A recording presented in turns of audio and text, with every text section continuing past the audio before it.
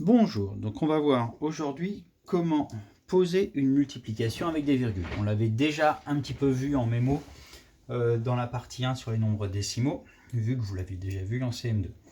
Donc pour multiplier deux nombres décimaux, comme ces deux-là ou ces deux-là, on place les nombres et on effectue la multiplication comme s'il n'y avait pas de virgule.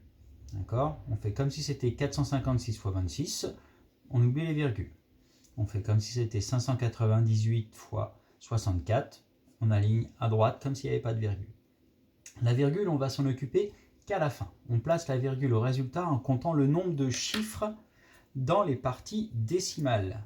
Là, dans la partie décimale, il y a un seul chiffre. Ici, il y en a un seul, ce qui fait deux chiffres dans l'ensemble des deux parties décimales. Donc, on doit laisser deux chiffres ici et mettre la virgule au résultat. Donc 382,72, 382,72 centièmes. Comme pour les multiplications avec les nombres entiers, donc ici sur cette ligne-là, j'ai le résultat de 598 fois 4. Les retenues, on ne les met pas au-dessus, je vous rappelle, on les met à côté. 4 fois 8, 32, je pose 2 et je retiens 3, que je peux entourer. 4 fois 9, 36 et 3, 39, je pose 9 et je retiens encore 3. 4 fois 5, 20 et 3, 23. D'accord? Ensuite, sur la deuxième ligne, j'ai le résultat de 598 fois 6 dizaines, fois 60 en fait. C'est pour ça qu'on met un 0 ici. Je mets un 0, d'accord? Et après, je fais 598 fois 6. J'additionne. S'il y a des retenues, je les mets au-dessus. D'accord? Là, par exemple, il y a une retenue. 9 et 8, 17, il y a une retenue ici. 9, 12, il y a une retenue ici. 8 et 3. Et donc, la virgule, je la pose en comptant le nombre de chiffres dans la partie décimale des deux nombres que l'on multiplie. Ça s'appelle des facteurs. Ok? Donc, sur cet exemple-là qu'on va faire ensemble, que vous allez compléter ou recopier sur votre cahier de cours. Donc, 456 fois 6, on fait 6 fois 6, 36. Je pose 6 et je retiens 3. 6 fois 5, 30 et 3, 33. Je pose 3, je retiens 3. Donc, je l'ai utilisé. Je peux le barrer. Et je retiens 3. 6 fois 4, 24 et 3, 27. 2736. Je multiplie par 2 dizaines, donc je rajoute un 0 ici, ou sinon je mets un point.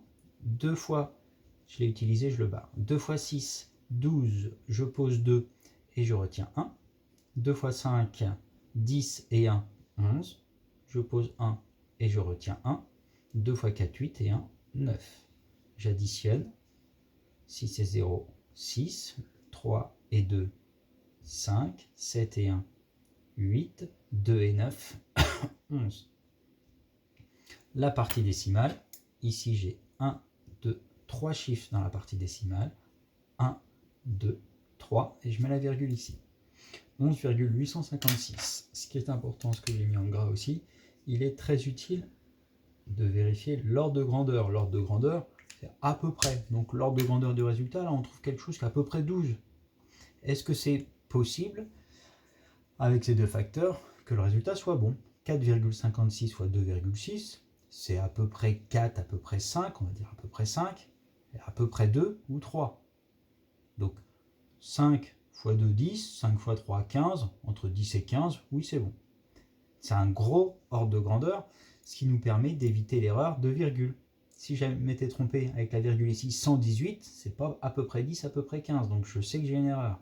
Et si je mets la virgule ici, 1, c'est pas à peu près 10, à peu près 15. D'accord?